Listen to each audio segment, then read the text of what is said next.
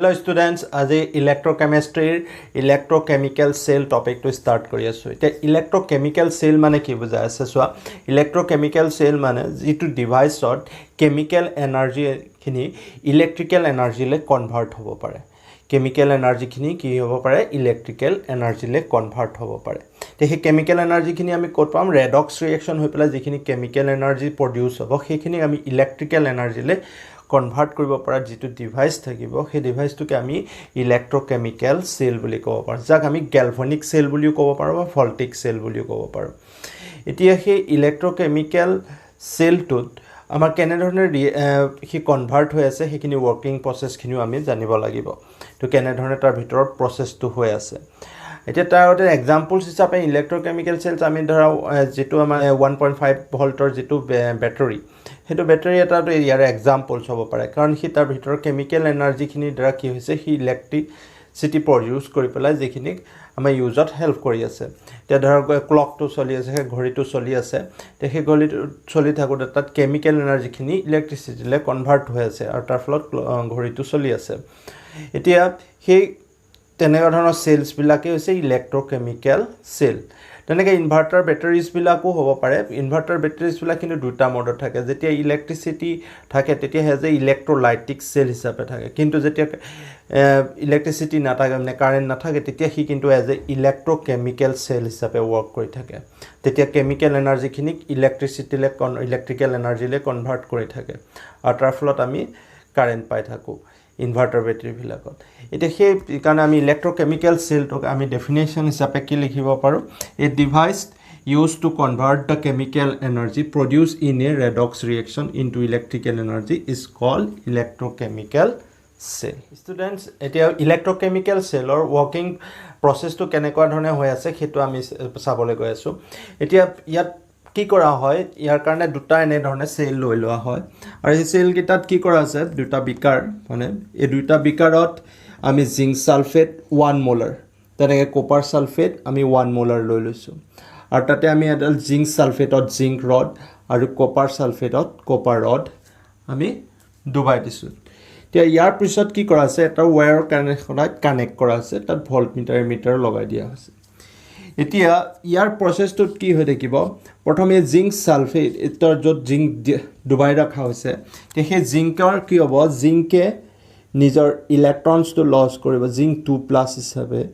দুটা electron loss কৰে তেলে দুটা ইলেক্ট্ৰন লছ কৰি পেলাই এটা দুটা ইলেক্ট্ৰন লছ কৰা মানে প্ৰসেসটো আমাৰ কি হৈ গল অক্সিডেশন আৰু সেই ইলেক্ট্ৰনছ খিনি ওয়্যাৰ দি ইলেক্ট্ৰনছ খিনি ফ্লো হ'ব স্টাৰ্ট হ'ব তে ফ্লো হৈ পেলাই সেইখিনি যাব ই কপাৰ সালফেট সলিউশনৰ ই কপাৰ 2+ সেই ইলেক্ট্ৰন খিনি গেইন কৰি পেলাই ইয়াত কি হ'ব কপাৰ হিচাপে ডিপোজিট হ'ব ইয়াত কপাৰ হিচাপে ডিপোজিট হ'ব ইয়াৰ পৰা ইলেক্ট্ৰন যোৱালে গৈ পেলাই তেতিয়া ইয়াতো লাহে লাহে কি হ'ব ইয়াৰো কি হ'ব ওয়েট লছ হ'বলৈ ষ্টাৰ্ট হ'ব জিংকৰ আৰু তাৰ ফলত ইয়াত কপাৰ ডিপোজিট হৈ আছে তে সেই ইলেক্ট্ৰনটো ফ্লো হোৱাৰ লগে লগে তাৰ অপোজিট ডাইৰেকশ্যনত কি হয় ইলেক্ট্ৰন ফ্লো হ'লে তাৰ কাৰেন্ট কি হ'ব পাস হ'ব আৰু সেই কাৰণে ইয়াত কি হ'ব কাৰেন্টটো পাস হৈ থাকিব কিন্তু ইয়াত যে আমি যি অক্সিডেশন হল ইলেক্ট্ৰন লছ কৰাৰ লগে লগে ই কপাৰ ইয়াত গেইন কৰাৰ লগে লগে এটো কি হৈ আছে ৰিডাকশন হৈ আছে তে দুইটা এটা কি হৈছে হাফ হৈ আছে সেইকাৰণে ইয়াক অক্সিডেশন হাফ ৰিঅ্যাকশনছ বুলি ক'ব পাৰা বা সেল বুলি ক'ব পাৰা তেনেকৈ এটো ৰিডাকশন হাফ সেল তে ইয়াৰ প্ৰসেসটো এনে ধৰণে হৈ থকা পিছত ইয়াত জিংক 2+ চাৰ্জৰ পৰিমাণটো ইয়াত বাঢ়ি গৈ থাকিব তেনেকৈ ইয়াত কপাৰটো ডিপোজিট হৈ গৈ আছে ইয়াত সালফেটৰ পৰিমাণ বাঢ়ি গৈ থাকিব এতিয়া এটা টাইম লগে লগে এটো বেছি টাইম কাৰেন্ট পাস হৈ থাকিব নোৱাৰিব ইয়াত কাৰেন্ট পাস হৈ নাথাকিব কাৰণ এই পজিটিভ জিংক পজিটিভ সেই ইলেক্ট্ৰন ফ্লো হ'বলৈ নিদিব ইলেক্ট্ৰন ফ্লো নহলে কি হ'ব কাৰেন্ট প্ৰডিউস নহব তে সেইখিনি কি ড্ৰবেকটো অতৰাবৰ কাৰণে ইয়াত কি কৰিলে সল ব্ৰিজ বুলি এটা সৰু ইনস্ট্ৰুমেন্ট এটা এড কৰিলে যেটো এটা ইউ শেপ এটা গ্লাস টিউব আৰু সেই টিউবটোত কি থাকে পটাছিয়াম ক্লৰাইড বা পটাছিয়াম সালফেট সেইখিনি আগাৰ আগাৰত মিক্স কৰি পেলাই এটা পেষ্ট বনাই পেলাই এইটো ৰাখা হয় আৰু ইয়াক এড কৰাৰ লগে লগে কি হ'ব পাৰে ইহঁত সলিউশন দুইটা মিক্স নোহোৱাকৈ হেতৰ চাৰ্জৰ বেলেন্স হ'ব পাৰে ইয়াৰ তেনেকৈ পটাছিয়ামত আৰু ক্লৰাইড নে দুটা থাকিব ক্লৰাইডৰ লগত জিংকে বেলেন্স কৰিলে পটাছিয়ামৰ লগত সালফেটে বেলেন্স কৰিলে আৰু বেলেন্স কৰাৰ ফলত ইহঁতৰ ইলেক্ট্ৰিকেল নিউট্ৰেলিটি আহি যোৱাৰ লগে লগে ইয়াত ইলেক্ট্ৰনছবিলাক কি হৈ থাকিল কণ্টিনিউয়াছলি ফ্লো হৈ থাকিল আৰু কাৰেণ্ট পাছ হৈ থাকিল আৰু সেই এনেধৰণে ইলেক্ট্ৰকেমিকেল সেলটোৱে ৱৰ্ক কৰি আছে এতিয়া একচুয়ালি এটো দুইটা যদি আমি ৰিঅ্যাকশনটো নেট ৰিঅ্যাকশনটো চোৱা যায় নেট ৰিঅ্যাকশনটো আমি যদি চাওঁ হাফ সেলৰ দুইটাৰ তেতিয়া কি হ'ব এটো এজ পাৰ্টখিনি আমি কি বুলি কম যেটো নেগেটিভ ইয়াত ইলেক্ট্ৰন আছে গতিকে ইয়াক আমি এনড বুলি কম আৰু ইয়াত ইলেক্ট্ৰন কি হৈছে গেইন হৈ আছে এটো আমি কি বুলি কম কেথড বুলি কম দেখি এনড আৰু কেথডৰ যদি আমি ৰিঅ্যাকশনছ কিনি প্লাস কৰি দিও তেতিয়া নেট ৰিঅ্যাকশন হয় জিংক কপাৰ 2 প্লাস তাৰ পৰা ফৰ্ম হ'ব জিংক 2 প্লাস কপাৰ তে এই নেট ৰিঅ্যাকশনছ টু হৈ থাকে একচুয়ালি এটো জিংকে কপাৰ সালফেটৰ লগত ৰিঅ্যাকশন কৰি পেলাই জিংক সালফেট আৰু কপাৰ ডিপোজিট কৰি আছে সেই ৰিঅ্যাকশনটো যদি আমি এটা বিকাৰতে কৈ ইনডাইৰেক্টলি হেতু কাৰেন্ট প্ৰডিউস হৈ থাকে তাকে গ্যালভানিক আৰু ভল্টাৰ যিজন সাইন্টিস্ট দুজনে কি কৰিলে সেপাৰেটলি কৰি পেলাই এই এক্সপেৰিমেন্টটো কৰি পেলাই আমাৰ বেটাৰি হেতু কাৰেন্ট প্ৰডিউস কৰিলে chemical energy to electrical energy convert কৰি পেলাই আৰু হেতু আছিল ইলেক্ট্ৰকেমিক্যাল সেলৰ ওয়াৰ্কিং প্ৰসেসটো হি এনে ধৰণে হি কাম কৰি থাকে এইটো এখিনিক অক্সিডেশন অফ সেল আৰু এইটো হল ৰিডাকশন অফ সেল এই দুইটা সেল মিলি পেলাই টু কমপ্লিট ইলেক্ট্ৰকেমিক্যাল সেল টু হৈ আছে ইয়াত আমি কি গম পালো anode to cathode electron flow হৈ আছে আৰু কেথড টু এনড কি হৈ আছে কাৰেন্ট পাস হৈ আছে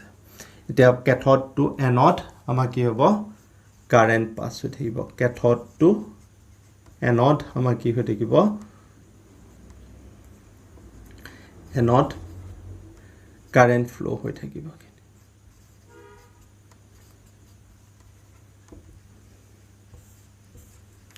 যত এনড টু কেথড কি হৈ আছে ইলেক্ট্ৰন ফ্লো হৈ থকা কাৰণে এখিনি আছিল ইলেক্ট্ৰকেমিক্যাল সেলৰ ওয়াৰ্কিং নোটটো লিখিলে আমি কেনে ধৰণে লিখি দিম in a electrochemical cell the zinc electrode act as a anode where oxidation takes place and the copper electrode act as a cathode where reduction takes place আৰু ডায়াগ্ৰামটো তেনেকৈ লেবেল কৰি দিবাই আৰু এনডৰ ৰিঅ্যাকশনটো কি আছিল এটো এনে ধৰণে আছিল অক্সিডেশন হাফ সেল বুলি কোৱা হয় কেথডত ৰিঅ্যাকশনটো কি হয় ইলেক্ট্ৰন গেইন হৈ আছে তাত ৰিডাকশন হাফ সেল হ'ব আৰু নেট ৰিঅ্যাকশনছ তো লিখি দিলে এনেকা ফৰ্মত হ'ব আৰু একচুয়ালি এই ৰিঅ্যাকশনটো ৰিপ্ৰেজেন্ট কি কৰি আছে যদি জিংকৰ লগত কপাৰ সালফেট ৰিঅ্যাকশন কৰি জিংক সালফেট আৰু কপাৰ ডিপোজিট হৈ আছে এতিয়া নেক্সট কন্টিনিউ ইয়াত কি হৈ আছে এনড টু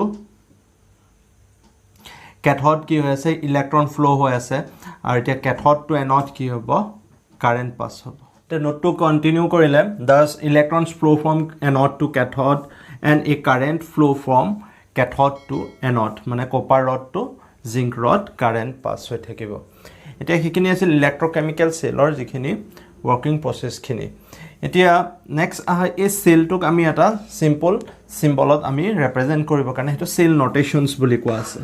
তে এই সেল নোটেশনছ বুলি কওঁতে তে কেনেকৈ লিখা হয় তাৰ এই জেনাৰেল নোটেশনটো যে মই প্ৰথম চাই লোৱা এনড ইলেক্ট্ৰোলাইট আমি আগৰ সেলটোত চাৱা সেই সেলটোত আমি কি এনড কি লৈছিলো আৰু এনড ইলেক্ট্ৰোলাইট আৰু তাৰ কনসেন্ট্ৰেচন C1 তেনেকৈ কেথড ইলেক্ট্ৰোলাইট তাৰ কনসেন্ট্ৰেচন কেথড ইলেক্ট্ৰোলাইটটো আমি কি লৈছিলো আৰু কেথড ডাল কি লৈছিলো এটা এটো হল তাৰ জেনাৰেল নোটেশনছটো এখিনি এনড খিনিক আমি অক্সিডেশন হাফ সেলৰ ৰিপ্ৰেজেন্ট কৰি আছে সেই কথাটো বুজাই দিছো আৰু এখিনিয়ে কি বুজাই আছে ৰিডাকশন হাফ সেল খিনি আৰু এই মাজত ডাবল লাইন যেটো আছে হেটো সল ব্ৰেজ বুজাই আছে দেখে আগৰ সেলটো কাৰণে এপ্লাই কৰিলে জিংক ডাল কি আছিল এনড আৰু তাৰ জিংকত থকা এনড ইলেক্ট্ৰোলাইট খিনি কি আছিল জিংক সালফেট বা Zn2+ বুলি কৈছো তাৰ কনসেন্ট্ৰেচন 1 মোলাৰ সল ব্ৰেজ কপাৰ 2+ আছিল কেথড ইলেক্ট্ৰোলাইটটো চেলটোত দেখা পোৱা আছে তেতিয়া কনচেন্ট্ৰেশ্যন 1 মোলাৰ আছিল আৰু কপাৰ বা তাকে আৰু এনেকৈ লিখিলেও হয় জিংক তাৰপিছত zinc sulphate 1 molar salt bridge copper sulphate 1 molar copper এনেধৰণে আমি কি হয় সিম্পল সেই ডায়াগ্ৰামটোক এটা সিম্পল ফৰ্মত represent কৰিব পাৰি তাকে আমি cell notations বুলি কওঁ হেতুৱে cell notations